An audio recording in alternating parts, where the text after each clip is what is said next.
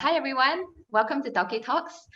Before we begin, I would just like to inform everyone about the agenda for this session today. So firstly, I'll be going through the overall guidelines that we have to follow for this session. And then we will go into the introduction, which is where we will get to know who Hui Ming is and also her business Fatbaby. And then we will go into a sharing session, which is where Hui Ming will be sharing a little bit about her entrepreneurship journey.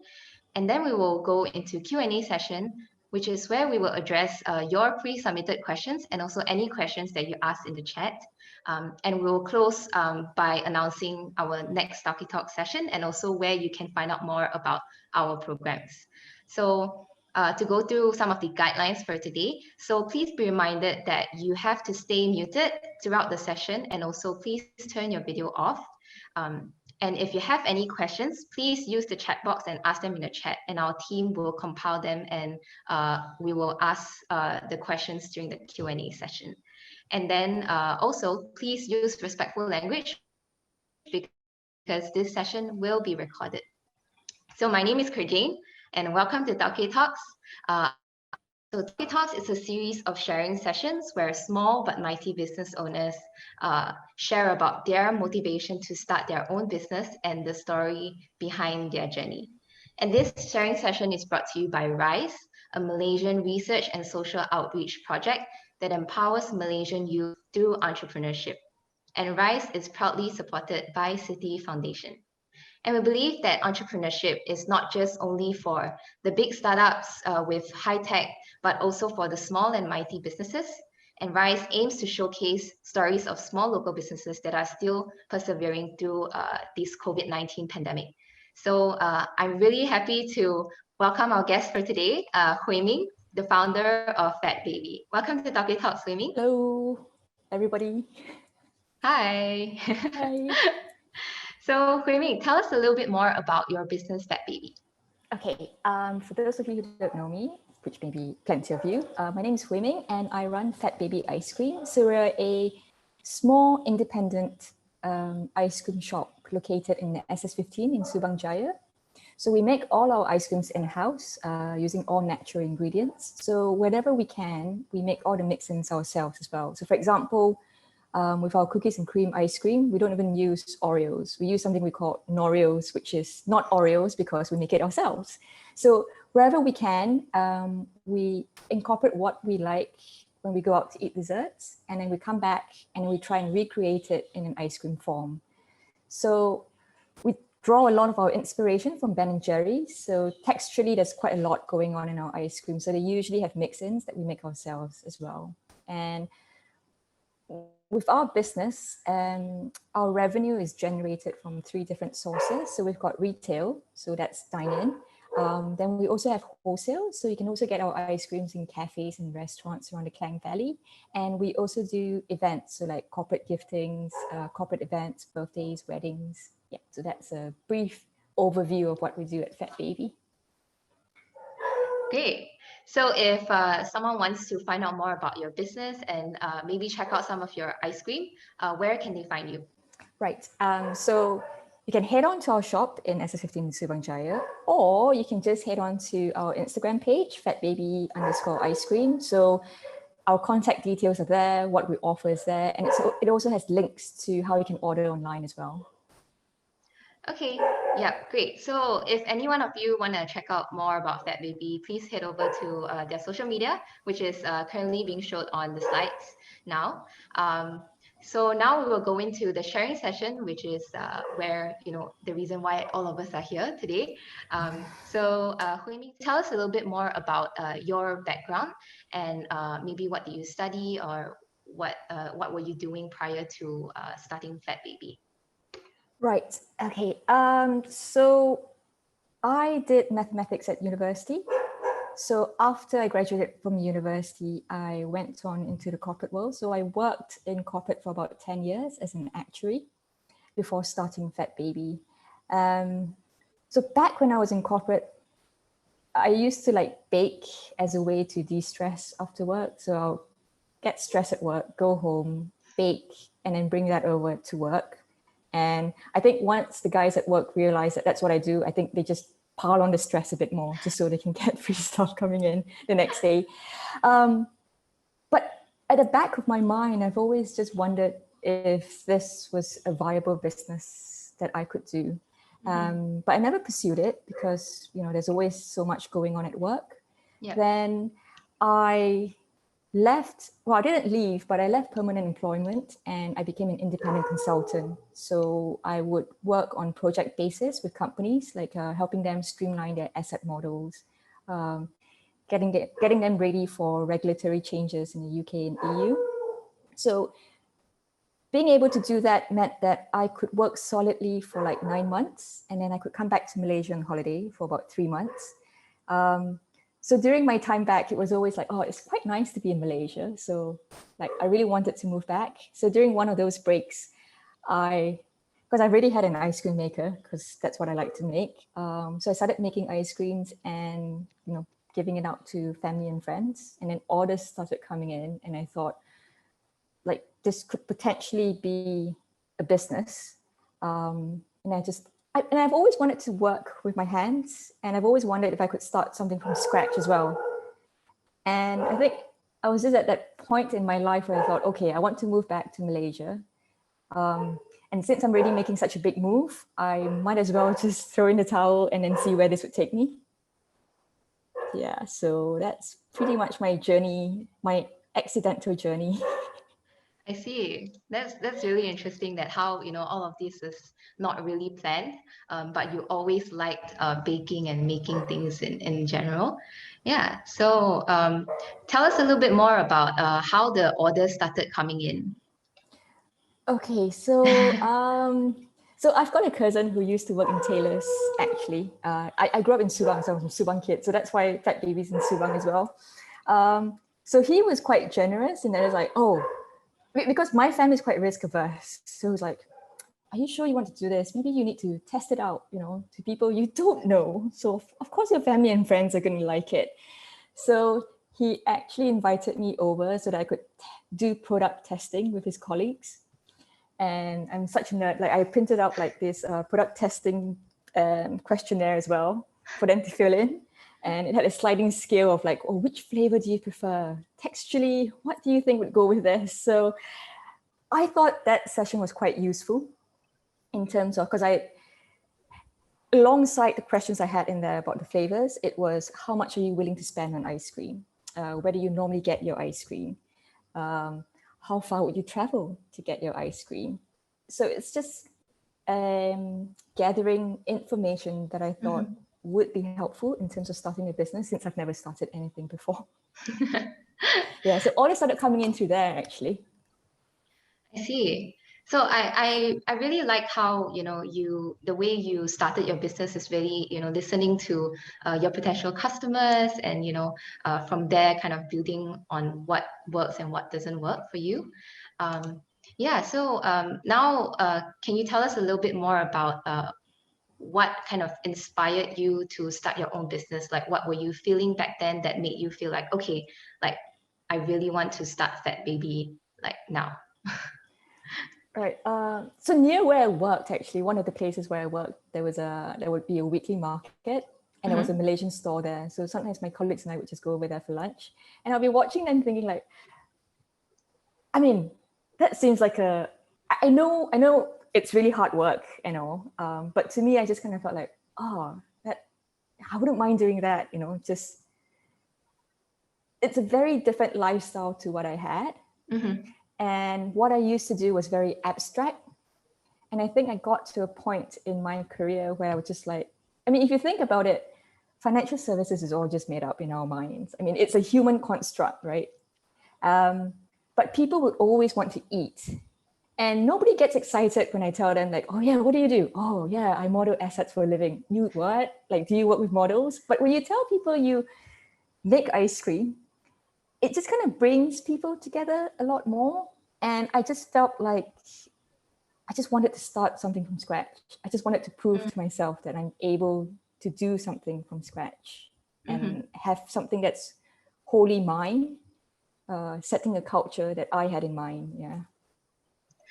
Right. Yeah, it's hard to find someone who actually doesn't like ice cream. So Yes. people usually get very excited about it. Yeah, so you did mention about how you used to really enjoy baking as a way for you to de-stress. And then, fast forward to now starting Fatbaby. So why ice cream specifically, and how did you, learn along the way, like how to make ice cream? Right. Yep. And why ice cream and not baking, right? Yeah. Yes. Um, as I said, I'm very risk averse. It's just part and parcel of the training of being an actuary. But when I really sat down and thought about it, it was, starting a bakery, starting any business is hard. Mhm. There's no takeaway from that. And starting anything from scratch is hard. But I felt like starting an ice cream business has more barriers to entry than starting a bakery. You see what I mean? Specifically because starting an ice cream business requires a lot more machinery Mhm. than you would baking. Because in baking, yeah, obviously you have specialist equipment as well, but you essentially really, really need an oven, and that's pretty much it. Mm. But with ice cream, there's a lot more machines involved. So you've got your ice cream maker, you've got your pasteurizer, you've got your blast freezer. So all those, to me, I just felt like there were more barriers to entry. So therefore, the market wouldn't be as competitive at, say, baking. Right. Yeah. So that was me calculating the risk, if you will, before entering the business. Um, but putting that aside, it's also got quite a lot to do with the creative part of it. So Mhm. with ice cream, it's pretty much like a blank canvas. So you can turn Mhm. any dessert really into ice cream, but it's just a bit harder to go the other way around. So like even to now, like the team and I, when we go out and eat, when we come back, we're like, oh my God, I just had that. Really good. How do you turn that into an ice cream flavor? What base would you need? Like what flavor notes need to come through at different ends? So it's just that creative process as well. And I thought making ice cream, it's got a blank canvas that we can really work on and really put our mark into it. Mhm. Yeah, so it seems like your previous working experience really came into play when you were deciding on like what kind of business to actually start.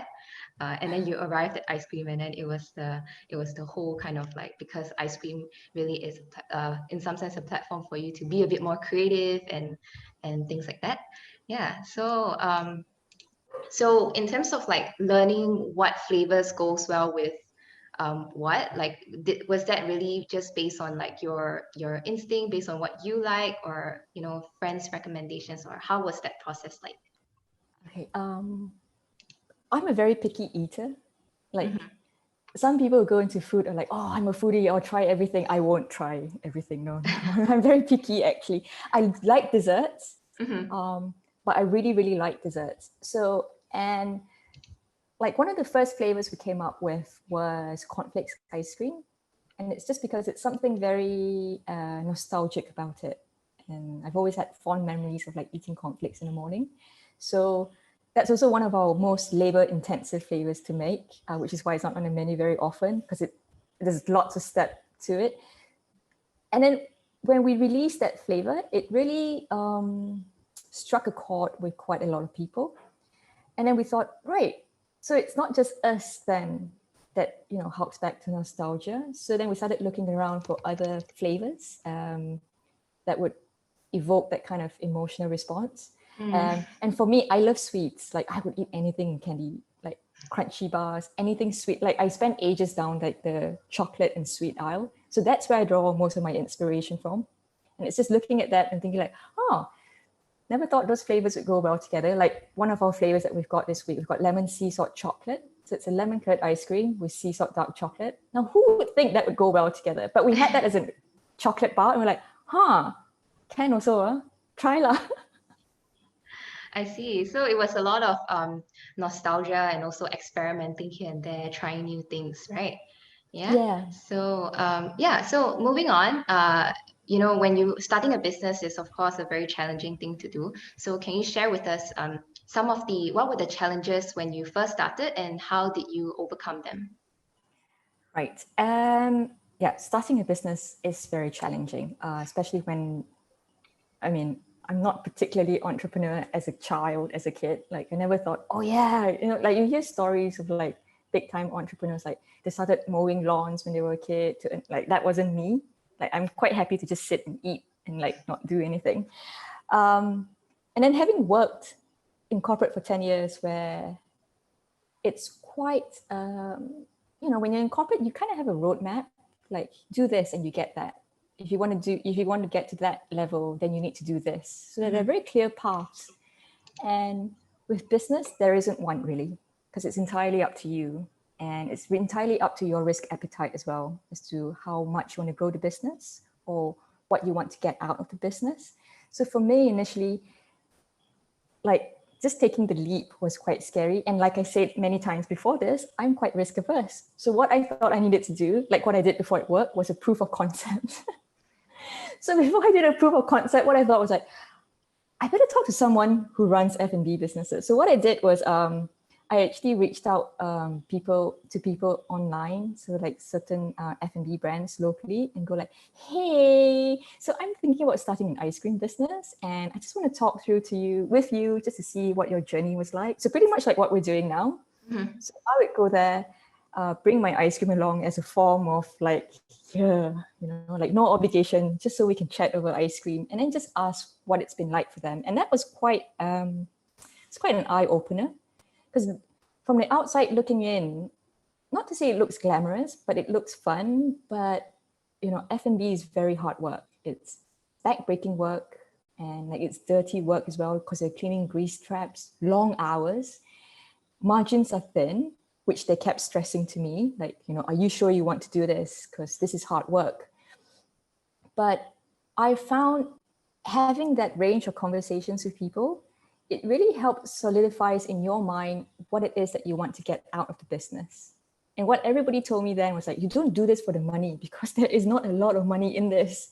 You need to find something else. If you want money out of this, then you need to think about something else. It's not F&B.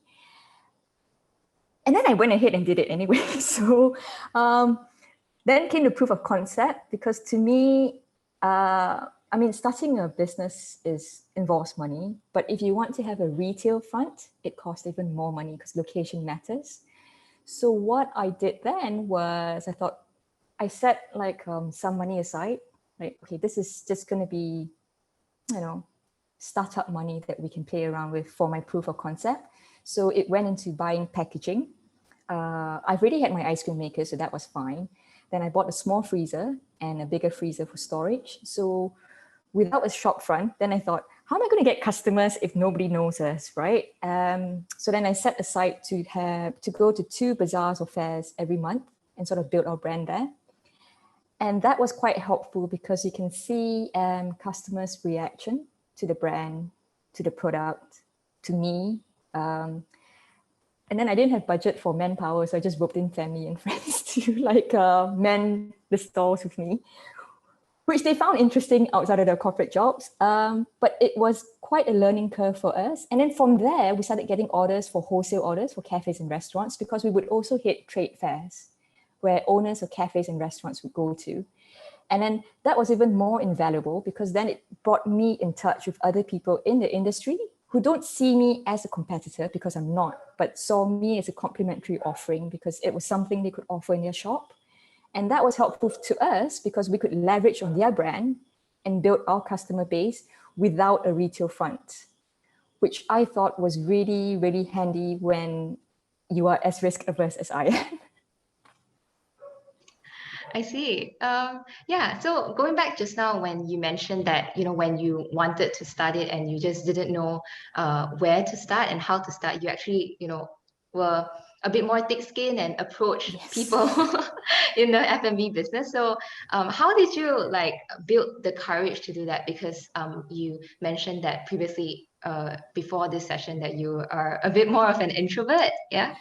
I am an introvert. I'm a major introvert.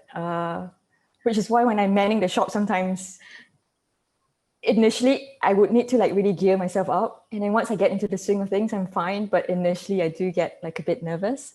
But having worked before, I think helped. Because in my previous job, I needed to do a lot of training.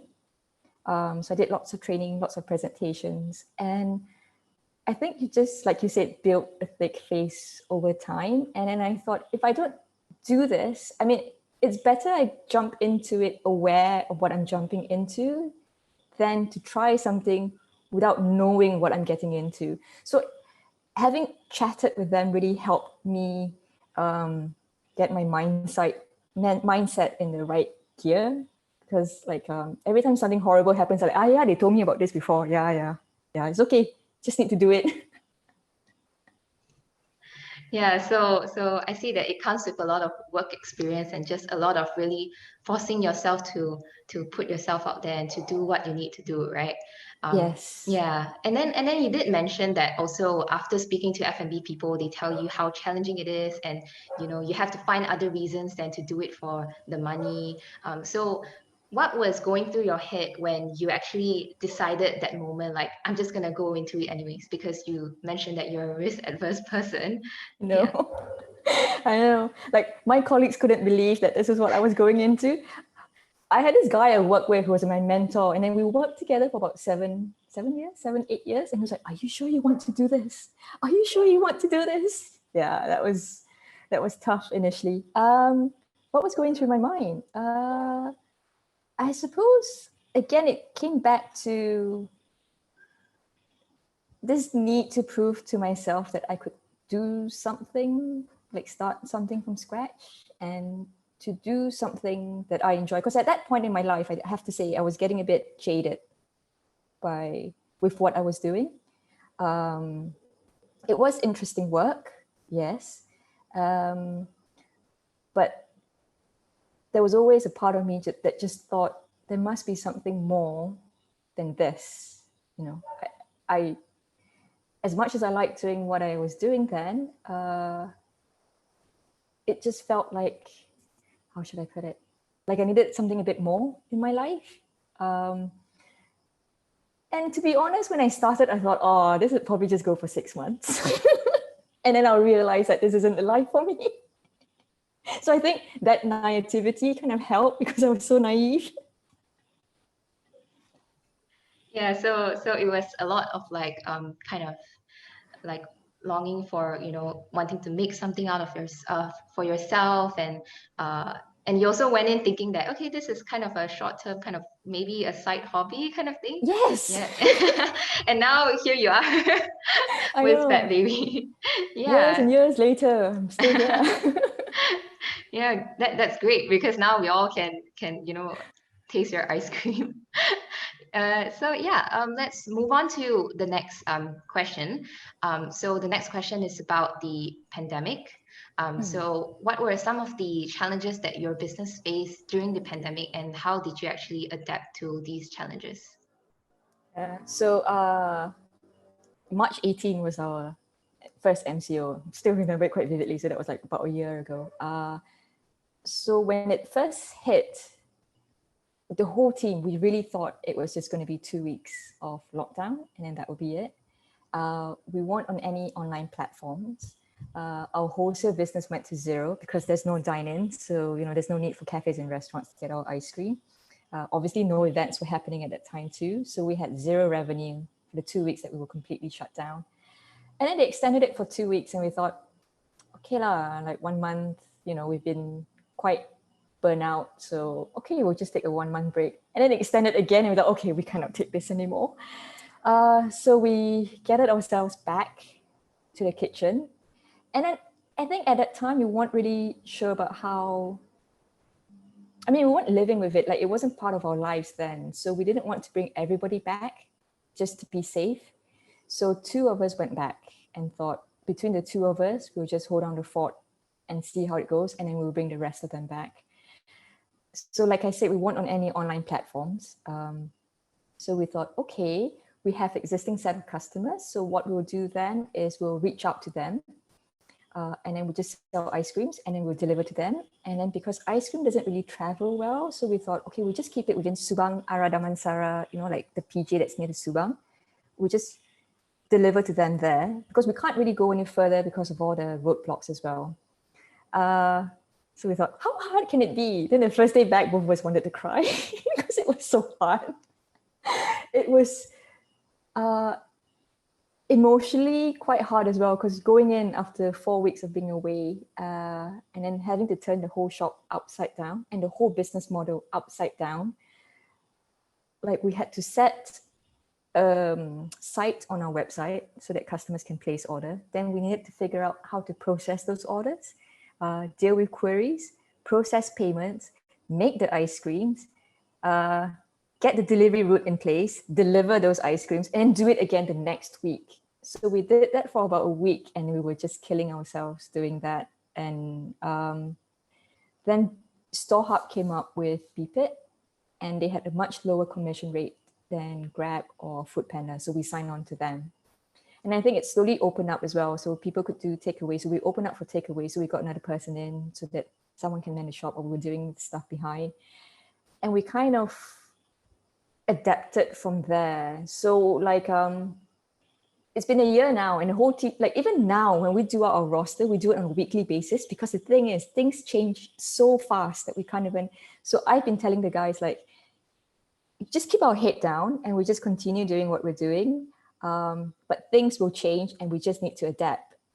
And then, yeah, so I had someone from the team tell me, like, it feels like we're starting a new business every 2 to 3 months. Like something changes and then we need to change again. But luckily for me, they're quite adaptable and they're young, and yeah, they really get stuck in there. So I'm very lucky to have them. Yeah, it sounds like a lot went on since the MCO started. Yeah. Yeah. So you mentioned about when the MCO hit, having to transition from completely being offline to having to transition to putting an online presence. So setting up a website, all these things, was it just done by you and your teammates, or Yep. so you had to learn from scratch? And Yeah, we had a website going initially, but it was just like, we didn't sell anything on the website. It was just purely for like marketing purposes. I see. Yeah, so that helped that we had like a website. Not that very many people go to our website, it was just there. But then we just needed to add another page to it to like, order here. Mhm. And then thankfully in my previous life, I used to work with a lot of Excel spreadsheets. So we had an Excel model, like, project, like handling all the customer orders. I see. Right. So, yeah, so I think you touched a little bit on the next question, but we just want to know, with the uncertainty caused by the pandemic still present today because the COVID-19 is still ongoing, how are you planning to help your business to recover from here or even grow from here? Yeah. Right. So what we did then was, so like obviously ice cream is a very social thing. I mean, we get customers who come in and dine alone, but normally people come in groups with friends, family to celebrate stuff. So it's a very social thing. So obviously dine-in factors in quite a bit to our business. And with dining allowed now, but with social distancing in place, like previously we could, like our shop's not big, but you don't need a lot of space to eat ice cream. So like pre-pandemic, we could really, really squeeze in like 50 to 60 people in a shop, like some standing, and they're fine. But now it's cut to 16. So that's a very drastic cut that we had to make. So obviously then we had to look at our product offering and streamline some of it. So what we did was we stripped off some of the items off our menu. So we used to have milkshake, and we were doing like a monthly special, so like monthly plated desserts. And that was mainly for the team, just so they have a creative outlet for them. So we had to cut that off as well. But then what we then did was we stripped off the menu items, but with the ones that we currently have, what we thought we should do then is to really dig in deep on those. So we do ice cream and waffles. Now, if we can only fit 16 people in the shop at any one time, that means a lot of people can't come into the shop to eat it. So what we then did was introduce frozen waffles. So people can buy that online and then take that home or have that delivered to them, and then they can reheat it in their oven with the ice creams. And then our toppings were also pre-packaged so that we can sell that online. And then the girls were quite good. So they came up with an idea of how to put the waffles into a cup so that they can have waffles on the go. So we'll cut the waffles up into strips. So it's like a food, like a street food kind of feel.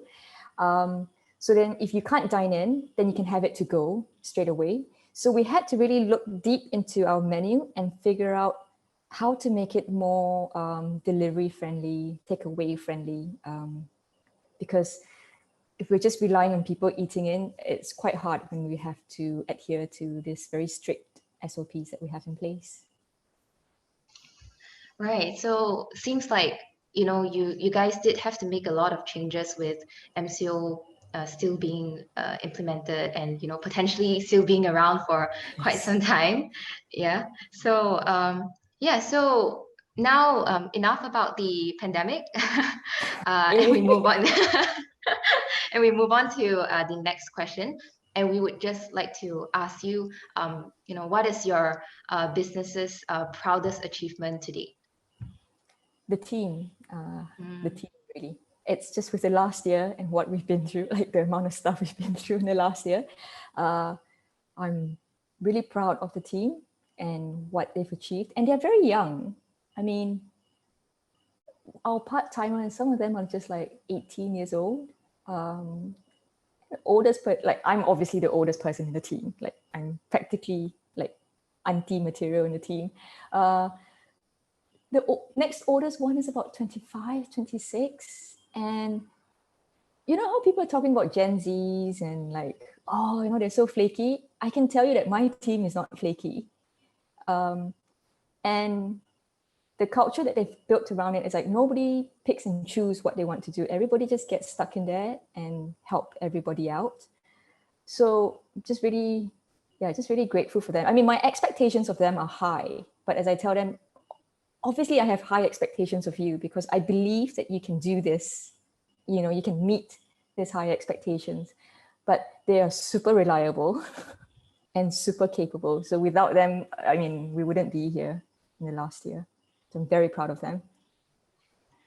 That's really nice to hear. Like I think it's nice to know that Fatbaby kind of survived the pandemic really because of you, and behind you is kind of a very supportive team and very agile and flexible and very young team as well. Yeah, they're very young. And they stay with us. Like, I mean, even though some like we've got about 4 part-timers, and the thing about our part-timers is that they stay with us for years. Like they join us when they join college and then they don't leave until they graduate. So it's nice to be able to build that relationship. And then what happens next is that our regulars then come and work for us.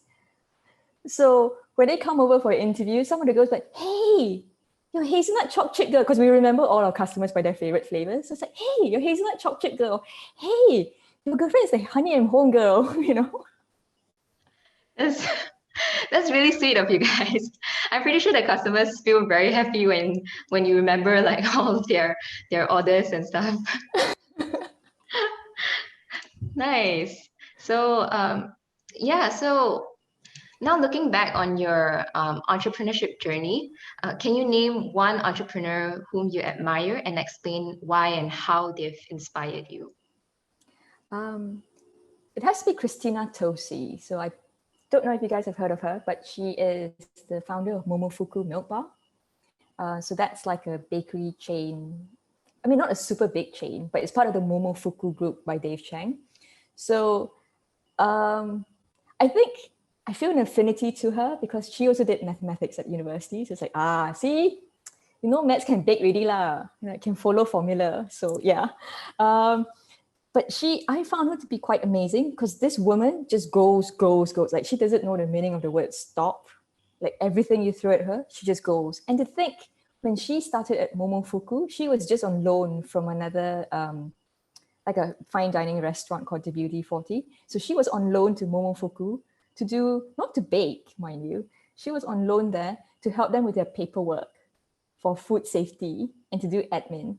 And she bakes on her free time, brought in desserts, and Momofuku before that, they never did desserts. Like they were well known for like not doing desserts, not really serving drinks, just doing noodle bars. And she went in there and she managed to turn this bunch of guys around who thinks that dessert isn't worth looking at to thinking like, yeah, you should open a shop next to us and then we'll give you our brand name as well. So, I mean, that's going to take guts, right? And she's like a thin woman, but yeah.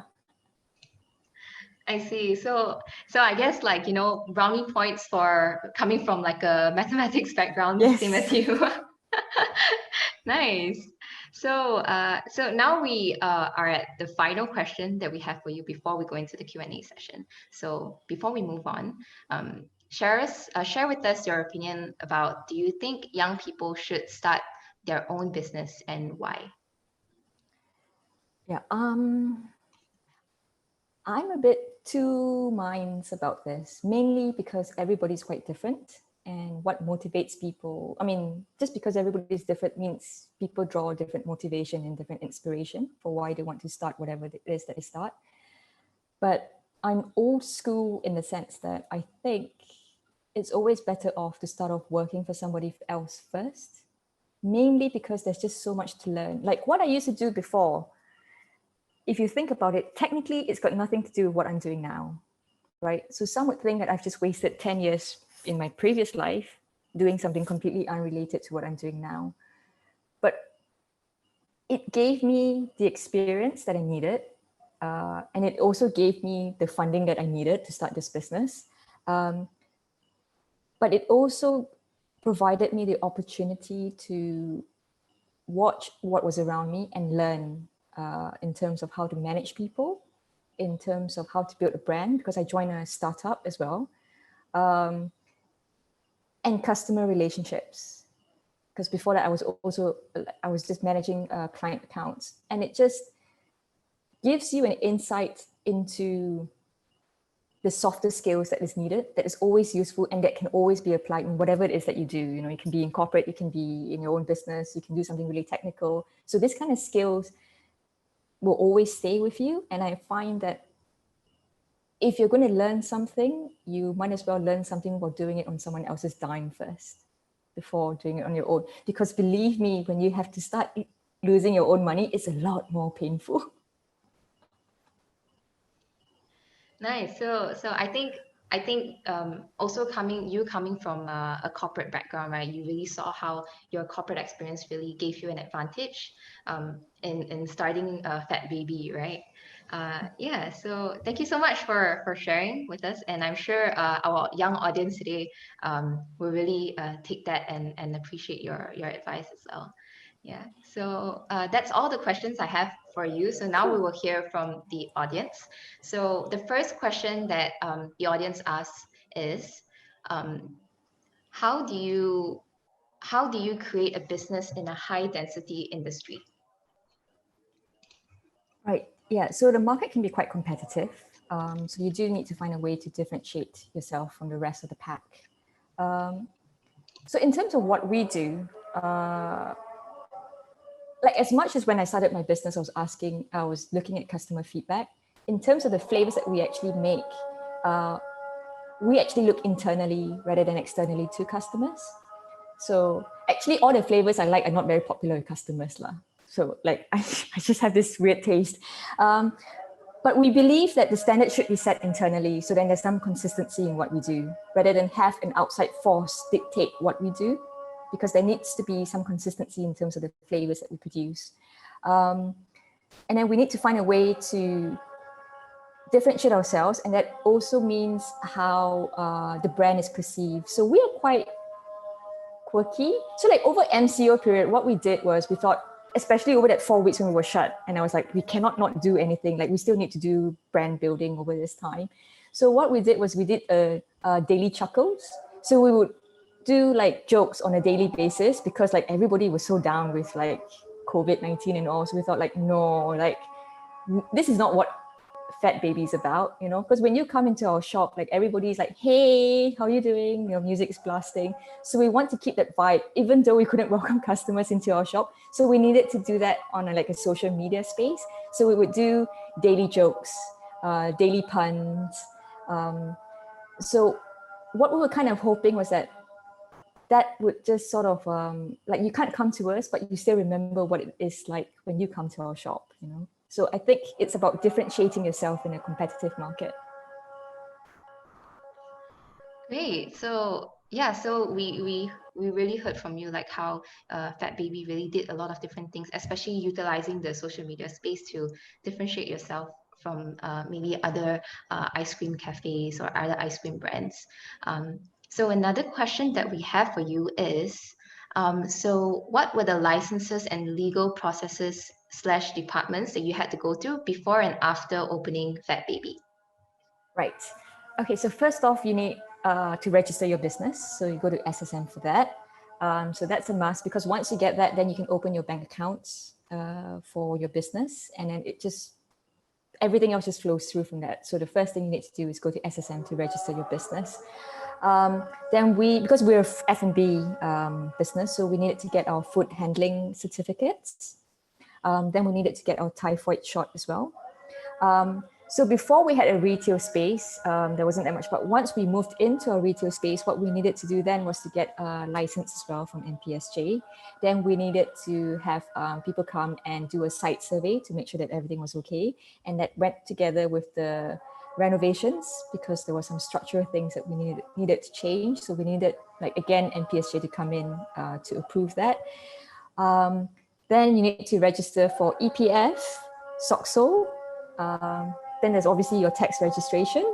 And then every other team member that comes after that: food handling course, typhoid jab, SOXO registration, EPF registration. Great, that's really helpful and a comprehensive list. Yeah, so the next question that we have is, what was your way in engaging how your current finances or available financial aids that were enough to start a business? And also another question, which is, I guess, kind of related, is how long of a buffer / non-profit period did you plan for before you started your business? Okay. I think my experience is quite different to what, obviously everybody's experiences are different. But mine is quite different in the sense that I bootstrapped the business. Because I know, like, the industry is small, so I know some of the few ice cream makers in the market. So for them, I think when they started, they really invested a lot into the business. But for me, I did it the bootstrap way. So I started quite small, because ice cream machines are quite expensive, and I sort of built it up along the way. So I did set some money aside, which I was prepared to lose if it didn't go my way. But then I was also clear in the sense that I'm putting this aside as a proof of concept, and then I'll add this bit more after the proof of concept. But then after that, I'm not going to add any more, because the business needs to be sustainable, and I wanted it to grow organically. So I didn't want to take outside money in, mainly because I think it's quite hard to get your interests aligned with investors sometimes, because as a founder and as an investor, your short-term and long-term interests are quite different, because they're obviously looking for short-term ROI, and I'm quite comfortable looking at the longer term. So that is painful in the sense that it is all your money in the business that is about that, you could potentially lose, which is why I set I sort of ring fence the money around it, and then this is what's going to go into the business. So, which is also why our journey has been quite long in terms of growth, because it's organic and I wasn't going to put more money in. But what I'll tell you, what is helpful though, because over the MCO, because we've been so prudent, we had cash reserves aside. So we weren't as desperate as we might have been, I think, if we had been very aggressive with growth.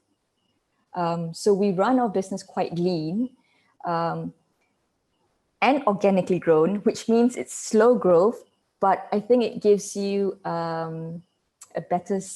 it gives you more stability it gives you more stability, but you grow slower. So it just depends on what it is that you want out of your business. In terms of when I started, what the timeline was, I was going for 6 months of no revenue. Yeah. Great. Thanks for sharing that with us and being really transparent with how you kind of planned out your finances and what was going through your mind at that point of time. So the last question that we have actually is, how did you find the supplier and vendors, and how did you make the decision on which vendor to go for? Right. Yeah. So what I find handy with that was that, remember that chat I did with a lot of F&B people? So they were a wealth of knowledge when it came to suppliers and vendors and what to do and what not to do. So they actually shared quite a lot of their contacts with me. And that was really helpful. And then one guy in particular, he was super helpful. He actually brought me to the meeting with one of his suppliers, and he set up the whole meeting, and he sat in with me during that meeting as well. And he was just like, I want you to see what the potential in your business is, because his business was actually quite big. And I think I'm just really humbled by how generous. I mean, they say like it's very cutthroat in business lah. You need to step over one another to get it done. But actually, it's not like that at all. The pie is big enough for everybody to share. And I think I'm very lucky in the sense that I've met people who are very generous with their time with me. So they shared quite a lot of their contacts. And I've been trying to do the same with other people who are starting their businesses as well. So because it is hard getting suppliers, because some of these guys are not online.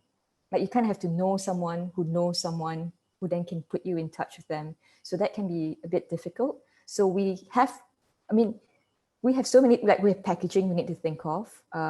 We have cups, we have bags, we've got our raw ingredients, and then we've got our wholesale packaging. And after that, you have to think about people who do the deliveries for us. So it's a whole chain and it's a whole ecosystem. But I think once you kind of get in there with someone, it kind of opens up a wealth of contacts. Great, that's really helpful actually. Really, sometimes all we need is to just be a little bit more thick-faced and just leverage on some people who have actually been through similar things, right? Yeah, and the worst thing they can say is, no, I don't want to help you. I mean, you're not I mean, if that's the worst thing that can happen, it's not so bad lah. Yeah, and the best thing that can happen is you have all this information about nice vendors and exactly like what are the risks and what you should look out for. So I think that is really good advice for a lot of aspiring entrepreneurs here. So that's all we have for you today, Hui Ming. Thank you so much for your insight. And that was Hui Ming from Fatbaby, everyone, sharing about her experience at Tauke Talks, brought to you by RYSE and supported by Citi Foundation. So I think personally, what I really took away is for young people who are aspiring entrepreneurs, one important thing is to leverage on different working opportunities, which is where you can really pick up essential soft skills and that you can apply when you're actually going to start your business. And another thing really is to don't be afraid of reaching out to other fellow entrepreneurs who are also, in the same industry, because people are not as cutthroat as you might think. And generally, Malaysians are known for being really kind, really supportive. So you might, get a lot of support from there. So thank you so much for sharing your insights. I really enjoyed this session, and I hope you enjoyed talking to us as well. And I hope all of you that attended here feel inspired and motivated by Hui Ming's journey, and also strive harder to achieve your goals in life. So if you have enjoyed this session, coming up next week is Tauke Talks with Sadira from Census & Co. You can sign up via the bit.ly link. So that's bit.ly/Tauke Census & Co. And also, if you've been inspired by today's session and you really want to start a business, but you don't know where to begin, RYSE Online will be a perfect online course for you. So this is our flagship event. Registrations are open now. So do sign up. That's bit.ly/RYSE Online 2021. And another event that we have lined up for you, this is a really exciting one. We have a lot of things going on. So this is Ready Set RYSE 1.0. So Ready Set RYSE is a series of online events where we have 3 different webinars/forums lined up, basically aiming to equip young people with the necessary skills and mindsets to set up their own business. So if you're interested in any of the events, go on to bit.ly/readysetRYSE.